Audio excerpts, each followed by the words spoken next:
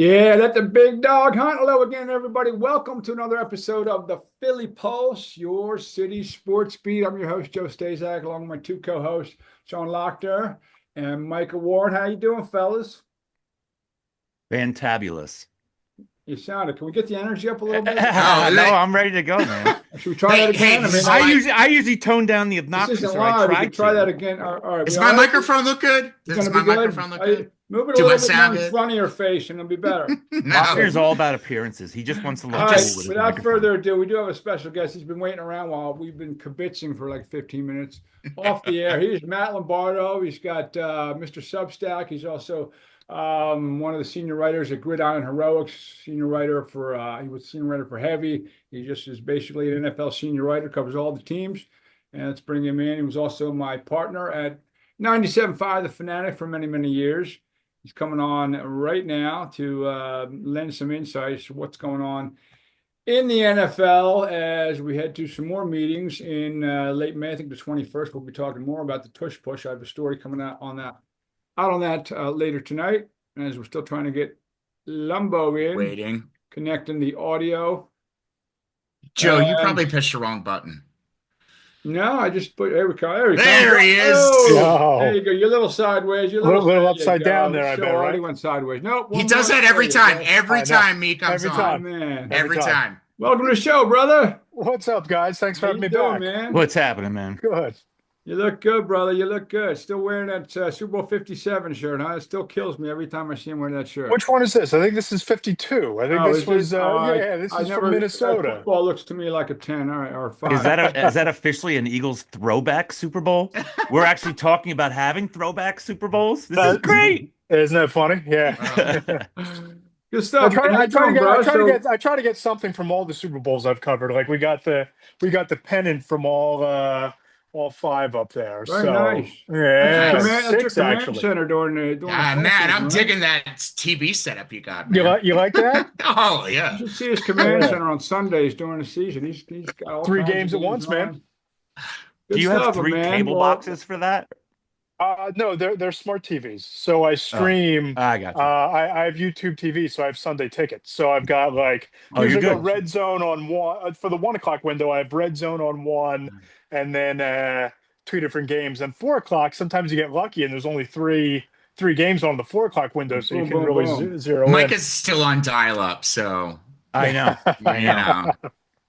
You know, I always ask Sean to fax stuff to me. He never does. I think I'm we like, need that what's to be a Substack column some Monday or a midweek feature. Like, what's it like watching a game with Lombardo on Sunday? that I would can be tell you, awesome. as his editor on Sunday, it's pretty cool. I'm getting my phone's Yeah. blowing up by one guy. Boom, boom, boom. I'm learning about all 32 teams and all 16 games. He goes around the league. It's fun on Sundays, man, working with you and watching you It's always a blast, man. You do make the your thing, content man. better. You make it sing. He's got all these stories juggling. It takes me like 9 hours to do one. Brother, let's keep it home first, and then we'll spread out a little bit. The Eagles, not a lot going on right now. I mean, I know they lost a scouting director. Maybe we'll get to that later. But the tush push.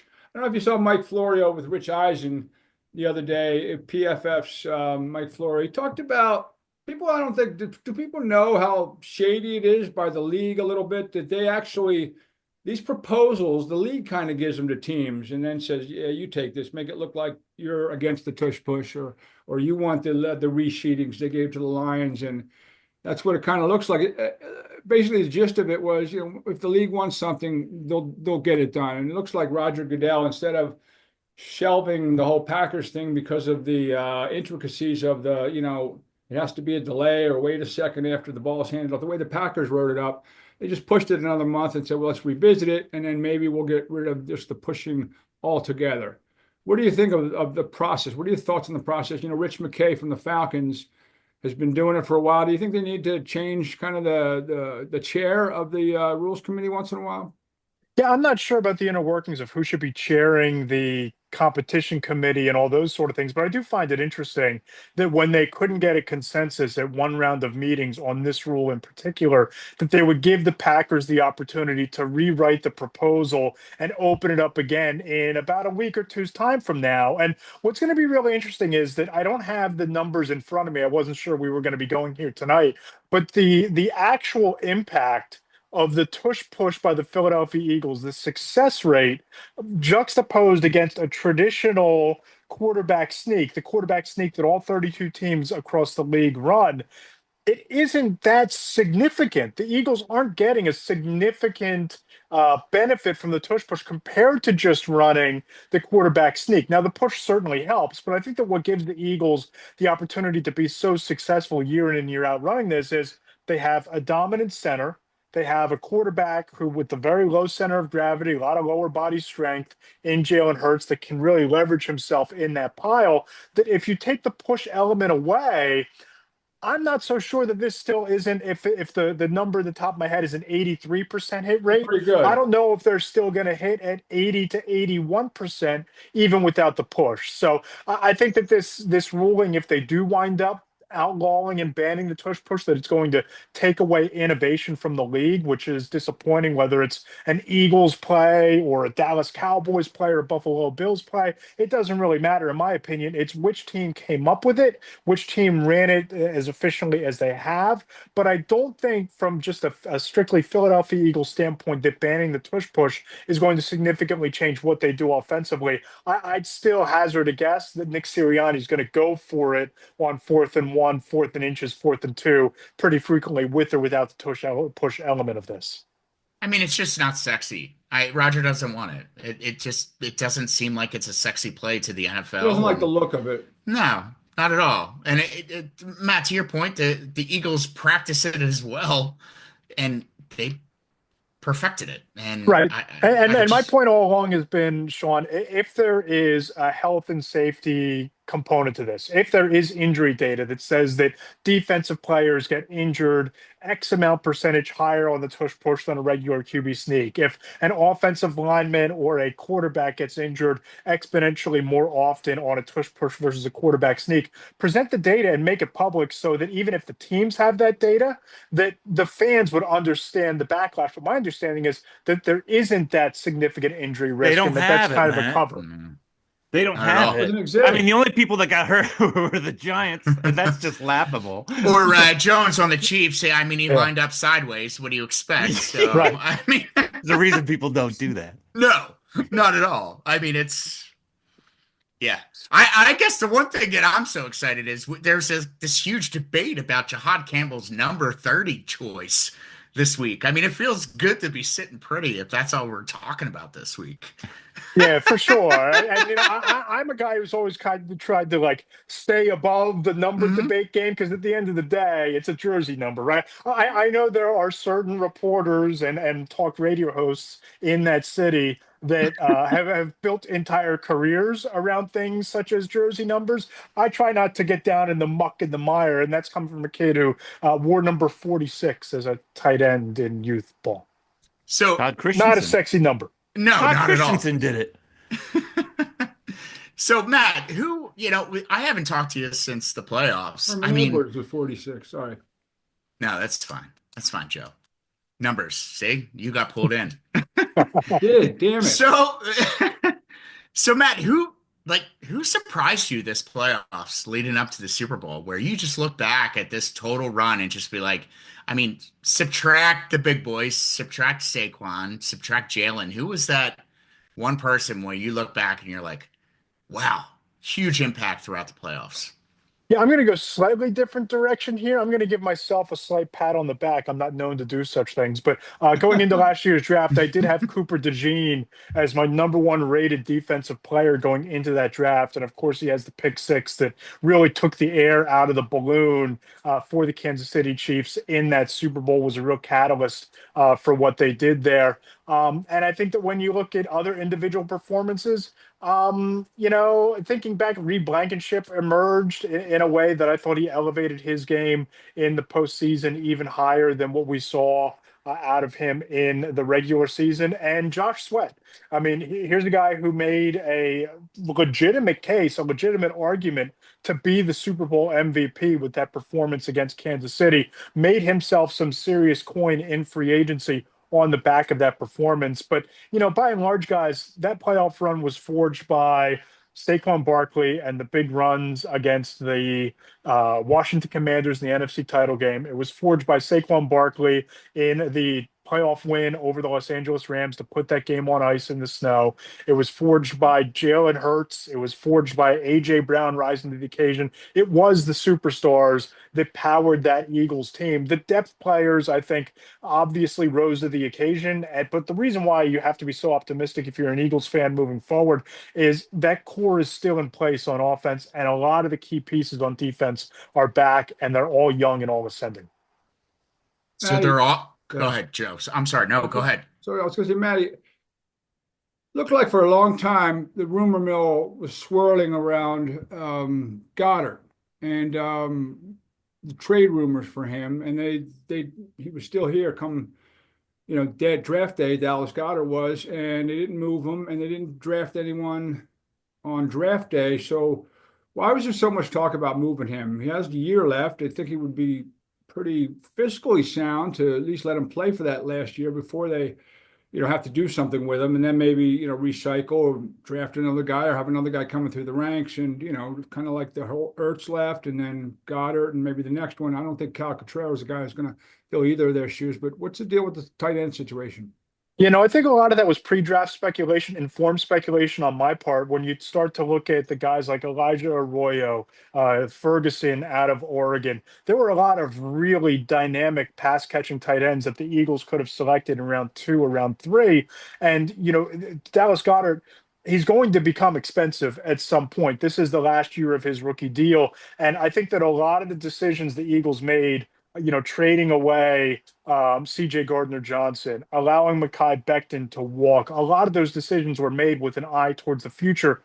You're going to have to make Jalen Carter one of the highest paid defensive tackles in the league, probably approaching Chris Jones money. Nolan Smith is getting better. You're going to have to pay Nolan Smith. There are a lot of young core players on that roster, homegrown players that need to be taken care of. And I don't think that the Eagles view tight end when you have an offense with an A.J. Brown, with a Devonta Smith, with a Saquon Barkley, all already cashed up. The thought process was that if you could restart the pay scale at that position with a player like an Arroyo, like a Ferguson, like any number of these tight ends that would have been available on day 2 or day 3 of the draft, that you could get by and get an asset in return for Dallas Goedert, you can put that money to work on some of your core players at premium positions and have a young, affordable player that you're developing at tight end on an offense that's already loaded with weapons.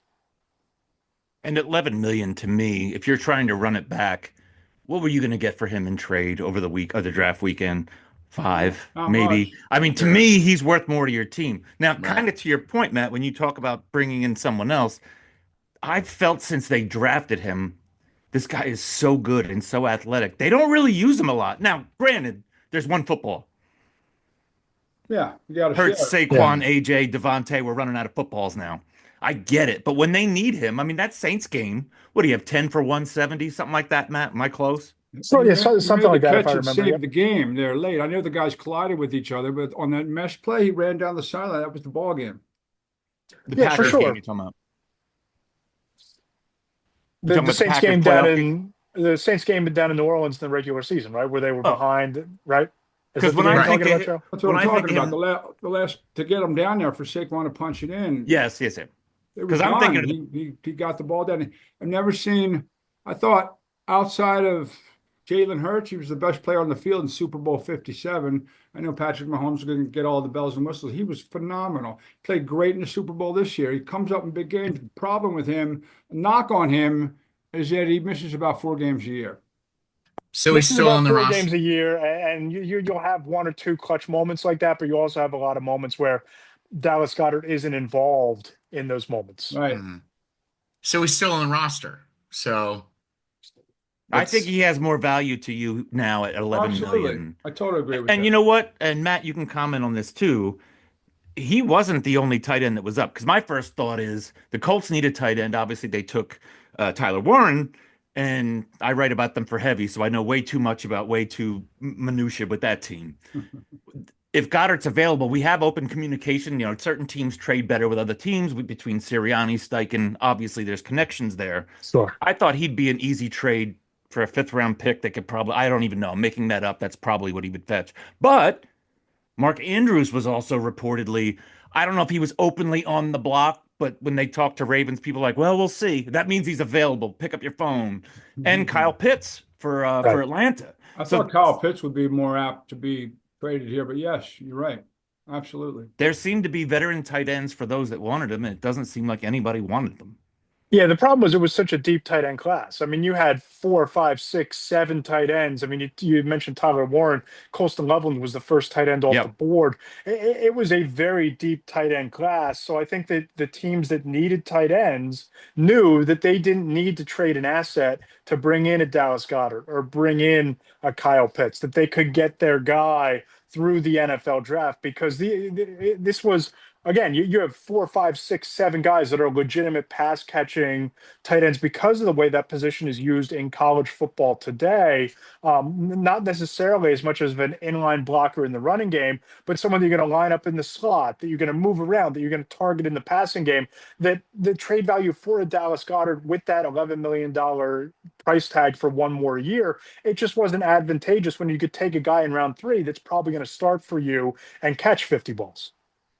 Senior NFL writer Matt Lombardo from Between the Hash Marks and also from Gridiron Heroics joins the Philly Pulse tonight. Matt, I wrote an article about this guy about a month ago because it came out. I forget whose show he was on, and we joked that anytime a microphone's in front of his mouth, he'll tell you whatever team is closest. Oh, I want to go there. He's been saying it though. He's been consistent. Justin Simmons, a safety, has been Simmons, 4-time All-Pro safety. Justin Simmons, and he's still out there as a free agent. That he wants to come to Philly. He'd like to come to Philly. He has a thing with the defensive coordinator, Vic Fangio, when they were in Denver together, and they got rid of C.J. Gardner-Johnson. So that seemed to be like a good fit. Why is he still there? Why is he still out there? This feels like one of those, when rather than if situations about Justin Simmons landing in Philadelphia. You talk about the Vic Fangio connection. He's also played under Christian Parker, the Eagles defensive backs coach, has a strong rapport with him. And, I know that Reed Blankenship is there. I know they just drafted Andrew Makuba, who has immediate starter potential. One of my favorite picks in the NFL draft. I think one of the bigger steals that the Eagles were able to land there.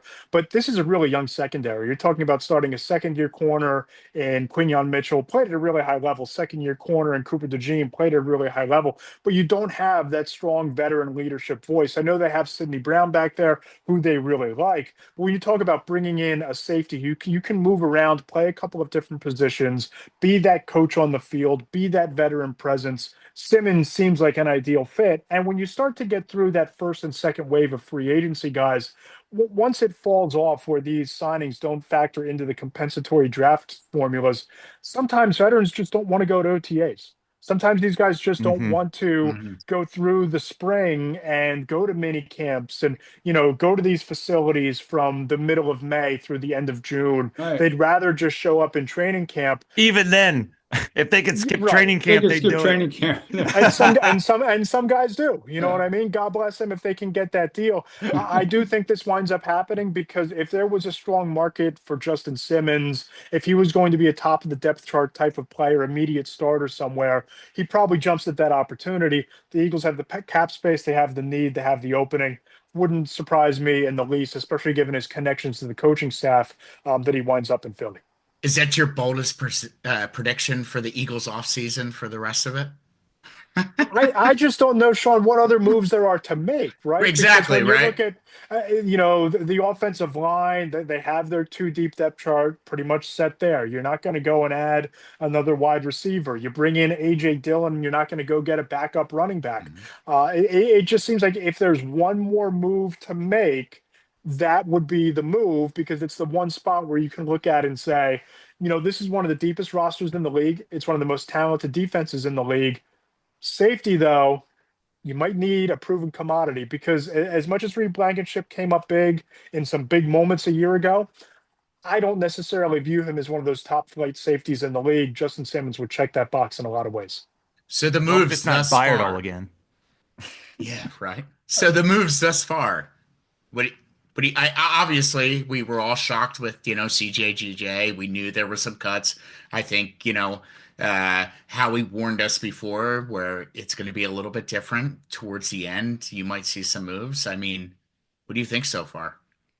Yeah, Sean, you remember you saw Men in Black, right? You saw the Mm-hmm. movie Men in Oh Black. yeah, Yeah, absolutely. my Monday morning column on the Substack after free agency, when some of these moves started to go down, I kind of called out Eagles fans because all of you need to look into the nebulizer and realize what just happened. Okay, this is a team. This is a general manager who built one of the deepest rosters across the National Football League. They've been to two Super Bowls over the past 2 years. Not to borrow a line from Aaron Rodgers, but people need to RELAX here, all right? Because if the Eagles move on or let Mekhi Becton walk, it's probably because Jeff Stoutland sees something in Green that he can develop and get to that level, because Mekhi Becton was far from a Pro Bowl caliber linebacker when he arrived at Stoutland University. Kenyon Green might have been a disappointment in Houston, but there's a chance Jeff Stoutland sees something he can develop. They've drafted really well. They've had a lot of young guys rise through the ranks across that depth chart. And there were people that I saw on social media, on Instagram, on threads that were just losing their minds about how can the Eagles let this guy walk? How could they trade Gardner Johnson? How could they do this? How could they do that? Just look into the thing, wipe your brain, and come back in August in training camp, look at the roster and say, okay, this is still the most talented team in that division. They're probably still the favorites to represent the NFC in the Super Bowl. They have the star power, they have the depth, and eventually you're going to need to sign some of those homegrown players. It's a lot easier to do when you're not overpaying CJ Gardner Johnson and you're paying a rookie and a player drafted the year before. See, I told you, Joe. Even if they didn't have the draft, I felt like they could go to war with whatever they lost in free agency and play today. I They mean, could, because I think they're still loaded. Oh, now so the you're other changing your question I have tune. too, are we looking at with losing Slay? Are we looking at Hold on, guys. Hold on, guys. Would you rather be in the Philadelphia Eagles situation with the roster they have in place, or would you rather be the Detroit Lions losing two coordinators and none of you could tell me who the edge rusher is starting opposite of Aiden Hutchinson and they didn't draft one? Would you rather be the Philadelphia Eagles? I'll make a case that the Washington Commanders might be better positioned than Philadelphia right now Mm-mm. based on what they did this offseason with Jaden Daniels ascending, going out and getting Debo Samuel, drafting some of the pieces they did. I'll buy the argument that the Commanders might have closed the gap, but outside of Washington, San Francisco, a talent decline? drain like you Mm-hmm. haven't seen. Seattle, they're betting big that the lightning in the bottle from Sam Darnold a year ago wasn't just the byproduct of Kevin O'Connell's system and Justin Jefferson and Jordan Addison on the receiving end there. The Rams, you're betting big that looking at Matthew Stafford declining isn't going to start to happen this year. So outside of the Commanders, who I was bullish on a year ago, I'm optimistic about this year. I don't know that there's a situation in the NFC where I look at and I say, even with what the Eagles have lost, that I would rather be in that situation than the team that Nick Sirianni is going to lead out of the tunnel in September. I Joe totally was agree. freaking out when they started making these moves, and I was trying to tell him to relax, You but stop it. The uh it was a question mark about what the Eagles were going to do with the 32nd pick. And of course, I wrote a story, and then everyone jumped on the bandwagon. And then Howie read my story too. And all of a sudden, Jihad Campbell becomes a viable option. He falls to 32. And of course, I mean, we worked on that story together too, me and you, or maybe you gave it to me. Either way, so Jihad Campbell drops like I thought that they'd go up. My prediction was they'd go up and get him like maybe in the mid-20s with Minnesota, who only had 4 picks coming in. But he continued to drop, and then I guess just to do the safe thing, they flipped with Kansas City, one spot, 5th-round pick, and they got Jahad Campbell, which kind of irks some people who are just like, oh, the Eagles keep getting better and better. But why do you think so many people were scared of him? I know we had the labrum issue and maybe some knee issues, but a lot of guys have that. Yeah, what's funny, Joe, is I put together one mock draft every year going into the draft. It drops the Monday before the draft. It's been my tradition for the last like 4 or 5 years. And I try to actually like make some calls, talk to some agents who are talking to every team, talk to some of my sources inside of these buildings, some scouts, some coaches, and I'm putting this thing together. And I'm like, oh, Jahad Campbell's still on the board. That's interesting. Oh, Jahad Campbell, because you're putting together based on like what you're hearing about teams and what you think they might need. And I thought Jahad Campbell was going to be a great fit for the Eagles. And I'm putting together my mock draft, and he's still there at number 32. And I'm like, all right, fine, Jahad Campbell, 32. So the Tuesday before the draft, Threads, you can follow me there at Matt Lombardo NFL, kind of Meta's version of Twitter, the Yeah. social network that we don't speak of. Um, I was chosen to take part in an NFL mock draft. Me and about 15 different NFL reporters, creators that have a strong presence on Threads.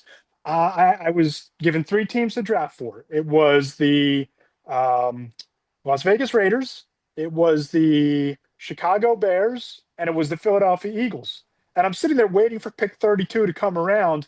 And sure enough, Jahad Campbell keeps sliding, keeps falling. Lombardo on the clock at 32, Jahad Campbell to the Philadelphia Eagles. So that's how the Stazak story Yeah, when I came to saw that, light I'm like, based on really? Because I like him. I don't know if they'll get him. All right, I'm gonna go with that. I couldn't think three of down, anyone three else. down I'm like, linebacker, thumper, always around the football. And they brought back Zach Bond, all pro. You can make a defensive player of the year argument on the fringes of that conversation a year ago. Now you have two of them. Now you have two really good linebackers, the foundation of that linebacking core. Who knows what N'Kobe Dean's health situation is going to be like coming Mhm. off of that injury. You kind of reset the clock there, get a playmaker in the middle of the defense with Jahad Campbell. And the reason they moved up to 31 is the Chiefs were getting a lot of interest in that pick. You saw the clip that the Washington Commanders released. yeah. The Eagles tried to move up with the Commanders because there were teams trying to trade up to go and get Jahad Campbell. So this was Howie's guy. This was who he wanted. That was kind of the whispers that I heard going into the draft and kind of formulated my own mock draft process. Well, since you're talking about moving up, and this guy was the story of the draft pretty much, lasted till day three. Shedeur Sanders, fifth round pick to the Browns. I know you wrote about Joe Flacco today, and maybe signs are on the signs are on the wall about for Joe Flacco. I don't know what Joe Flacco is going to do. They sign him, and then they draft a kid from Oregon. They get Kenny Pickett from Philly, and they Don't get forget Deshaun. yeah, Deshaun Watson still lurking out there somewhere at various massage salons around the Cleveland area. But Shedeur Sanders, okay, I thought okay maybe a value pick, fine, but there were talks because the Browns traded up and they picked him, what is it, 50 picks after they picked up Gabriel from Oregon. There was talk that the Eagles, I don't know how that gets out there, but the Eagles might be looking at Shedeur Sanders. Was that, did you hear anything about that? And would that have been I don't know if it would have been a good spot for him. I know the Eagles, Howie thinks he runs the quarterback factory here, but was there any legitimacy to that? Yeah, I think that was a lot of connecting of the dots because here's what happened with Shador Sanders, guys. I've written about this in the column. I talked about it on Fox 29 the night after the draft. Shador Sanders was never going top five. There are certain players every year going into the draft where the media, and we were all guilty of this, we all get, people get into lockstep. They see Shador Sanders as the top five pick. So you put together the mock draft, you put him at number five. I think I had him at number nine under the assumption that the Saints would overdraft a quarterback, but everything I had heard going into the draft was that he was going to slide. Now, I didn't think in my wildest imagination he would slide to the fifth round, but I talked to an executive from an AFC East team immediately after the draft, and I said, talk to me. What happened here? And he told me flat out that Deion Sanders, the media, and Colorado were a lot higher on Shador Sanders than anyone else inside the league, and certainly any other team or any other executive. His team had a late round three grade on Shador Sanders. So if you start thinking about the slide from round three to round five, that's a lot different than slipping from number five overall to fifth round, right? And here's the issue. it wasn't just Shedeur Sanders' tape. I talked to multiple people in multiple buildings across the league, as well as the agent who represents a player who was in Las Vegas. His client was on a top 30 visit the same day as Shedeur Sanders was on a visit. And he said that Sanders came off as arrogant, ignorant, kind of standoffish to the other players who were on the visit at the same time. Todd McShay reported in the New York Post that during a visit with the New York Giants, Brian Dable asked him to identify a route concept for a play on the big board, because that's what they do in these visits. You've seen in the NFL Combine videos behind the scenes, they'll throw a play on the board and ask the quarterback, what happened here? How do you go through your progressions? How's this supposed to go? So forth and so on. Shedeur blew him off, basically said he didn't know what he was talking about.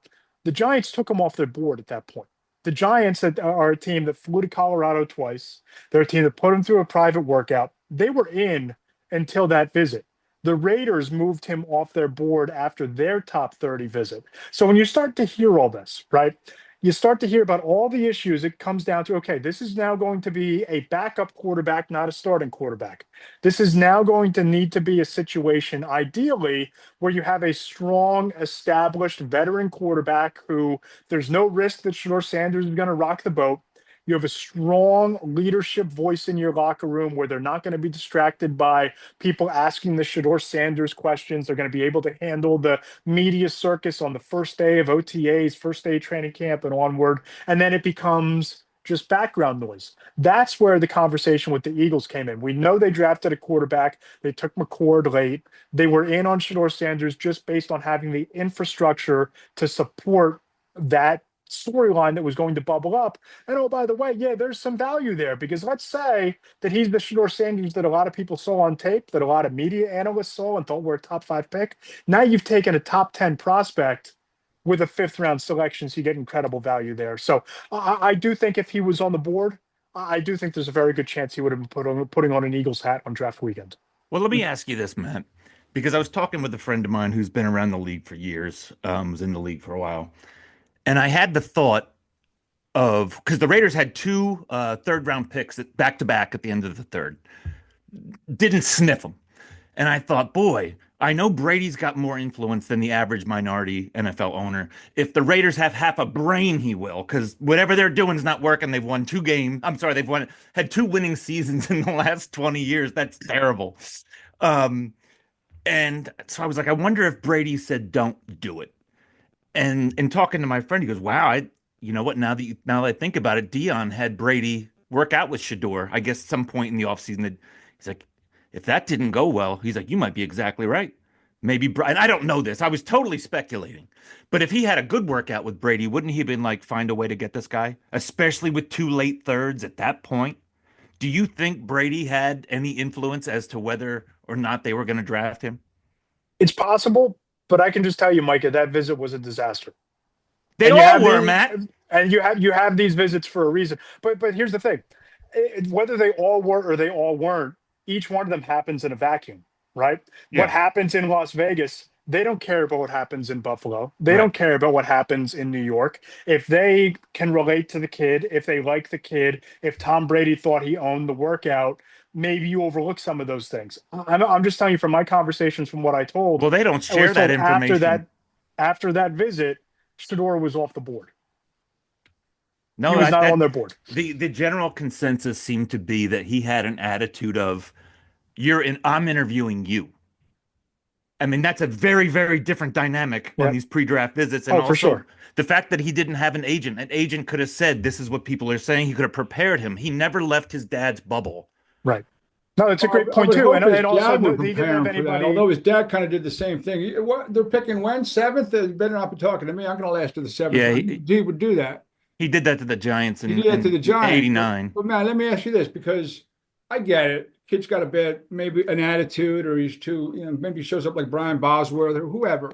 Helicopter. Doesn't matter. If the kid could play, like if the kid was, dynamite. Sure, if he's Cam Ward, he's going top 5 or top 10. So that wouldn't have mattered. Things. But he was kind of like, that wouldn't have mattered then, right?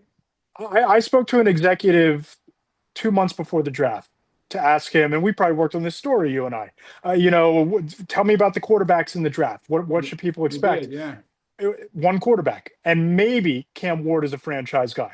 And if that executive is telling me then that there might be one quarterback, what does that say about how he views Shador Yeah, Sanders? pretty And much. you think about what he did. He had Travis Hunter on the receiving end in Colorado. He was also sacked an obscene amount of times. And when you start to Hmm. look at some of the tape, there were a lot of times where he scrambled into some of Into those hits. It exactly. wasn't avoiding the sack in the pocket. It wasn't getting rid of the football to avoid hits. It was welcoming and playing your way into those sacks. And listen, some of that stuff is correctable, but if the tape is already the tape of a third round prospect and the attitude only makes it worse, you're not helping yourself. And then you think about he went to the East West Shrine game, didn't compete in the practices, didn't throw, went to the NFL Combine, didn't work out, didn't throw. So now you're having Dylan Gabriel go to the Senior Bowl. I wasn't blown away by what I saw, but he was there, and he might have been the best quarterback of a very mediocre bunch of quarterbacks. But you have an extra week to evaluate Dylan Gabriel. You have an extra week to evaluate Jalen Milroe. Then they go to the Combine and they throw and they work out and they go to these meetings, and you have all of these extra touch points where you can get to know the kid and maybe overlook some of the flaws or realize that, hey, what I heard in New York isn't what this kid is, right? But the Sanders camp removed the opportunity for Shador to check those boxes by limiting the NFL's access to him in the pre-draft process because they were convinced they were going top three. Well, They thought that doing the Senior Bowl and the Combine can only hurt them when the reality was it was only going to boost his stock help because him. it was Yeah. pretty low to begin with. That's Dion, right? Because Dion runs that camp, right? Yeah. Yeah. Matt, you should do a 30 for 30 on this story, man. Well, I'd watch it. You well, the send other that. You thing need to too send is me the tape once of he this shit, starts, man. That was great shit. Yeah, it was really good. Just use him. That was great once he stuff, starts dog. to slide and you get into the third round, now teams are drafting backups, not come play and start. So now Right. it's, do I want to bring a backup in that comes with the circus? Right.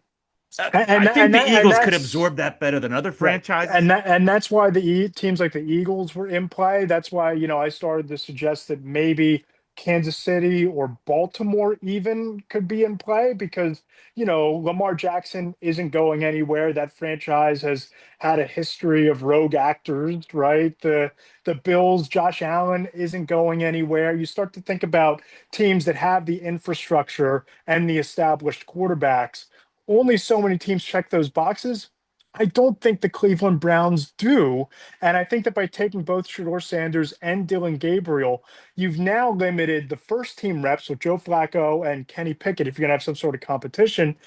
And the developmental backup reps are now split between Shador Sanders and Dylan Gabriel as well. So you have less practice time to evaluate these kids, which is why I just have a hard time seeing Joe Flacco on this roster week one, because as I wrote in the column on Monday, this can't be a nostalgia tour. It has to be an evaluation year because they have 2 first-round picks going into next year because of the trade with the Jaguars in a far deeper, far more talented quarterback class. If you know that Dylan Gabriel and Shador Sanders aren't your guy, you can go and trade for Arch Manning or Drew Aller and get your quarterback and feel good about it.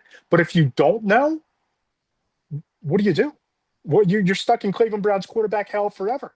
They've been there though. They're used to it. What about the Cleveland Browns quarterback room isn't dumb? So the guy no one even like, oh, they got 4 quarterbacks. I'm like, no, you're forgetting one. Mr. 3 first round picks, 250 fully guaranteed. Remember that guy that's Yeah. hurt all the time and stinks when he plays? He's still there.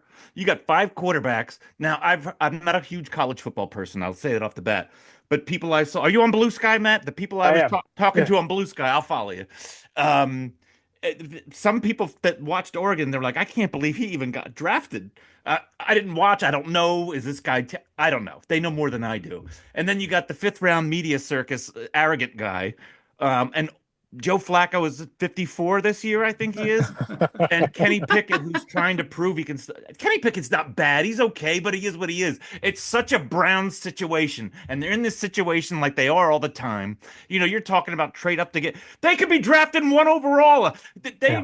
They are constantly in the top 3. But if you are drafting number one overall, isn't it a lot easier to take the best offensive tackle or the best edge rusher, knowing that one of those 2 young quarterbacks is ready to roll? Or do you go into not knowing what these two are and you're just taking Arch Manning or Drew Aller and saying, "Hey guys, go figure it out in camp," and you're just resetting the clock. It just feels like they're not going anywhere this year. They're certainly not the Baltimore Ravens. They're not overtaking a motivated Joe Burrow and an improved Bengals defense, right? Who knows what happens in Pittsburgh with their quarterback situation? But if I were running the Browns, every snap would be evaluating whether Dylan Gabriel or Shedeur Sanders are the future. That might be week 3, depending on how Might be. things go. The Browns are hysterical. For all the Eagles fans that complain on sports radio, you talk about an unbelievable fan base that is just kicked between the legs every year. Every year. Those poor people. At least they got LeBron years ago. Real quick before we let you go, how is it that you mentioned Arch Manning might be the consensus #1 overall pick next year? The guy who started in front of him went in the 7th round. How is there such a disparity between the quarterback room? Yours went in the 7th round. What? But our backup, he's supposed to be the #1 guy. He's supposed to be Testaverde next year. What is that about? Have you missed the lineage that is the Manning family? Fine, he's got he's got some distant relatives that can throw a little bit, but I mean, come on. Distant Really? relatives. Hey, brother, great stuff. Appreciate Great you guys. stuff. Matt Thanks for having me Lombardo on. from Between the Hatch Marks on Substack, and also Gridiron Heroics. Matt, what else you got going? What do you got going this week? The rest of Between the Hatch Marks. Yeah, the mailbag on Friday is always a lot of fun. People ask their questions, and I pose the questions to NFL executives and get some answers for you. We're also reading every single franchise between now and training camp getting underway, grading the offseason of all 32. Today was the Arizona Cardinals, Jonathan Gannon's squad. I happen to like a lot of what Yeah, they've you done. give him a high grade. A minus. You bring in Josh Sweat, you bring in Walter Nolan, you bring in Will Johnson, who is a top 10 cornerback who for some reason tumbled into the 2nd round. Yeah, I have why no did he idea how the hell slip? that happened. He doesn't know how that happened. Apparently, word got out about some sort of knee injury, but I'm told the knee injury was healed and handled 2 years ago, and he slid into the 2nd round. So you add 2 top 10 defenders after signing Josh Sweat, after signing Dalvin Tomlinson for a defense that only allowed 22 points per game last year. I had an executive tell me they're going to be sneaky good. I kind of believe them, especially in that division. Well, we shall see. Good stuff, Matt Lombardo. We appreciate it, bud. We'll keep an eye out for your stuff. I'm a subscriber. Subscribe to Matt Lombardo on Substack, and we appreciate you coming on the show, pal. Thanks for having me, guys. Thanks, Yes, brother. of course. Thanks, Matt. Good All right, stuff. fellas, we got to run too. We've gone a little bit over our budget, so we got to roll for the Philly Pulse. Joe Stazak, Sean Lochner, any final thoughts? No, it's a great episode, man. I He's love good. having He Matt had a on. lot of Yeah, info. He had a lot of info. absolutely. A lot of stuff And on Shedeur, and he used to cover the Giants. I was just his team, one team. Now he covers a few, and Mike, he almost covers as many as Mike. And Mike has covered like 13 teams for the heavy now. I know, Mike, I got to get on board, man. Come on, let's talk. There's stuff to be There's no written. more teams to There cover. is.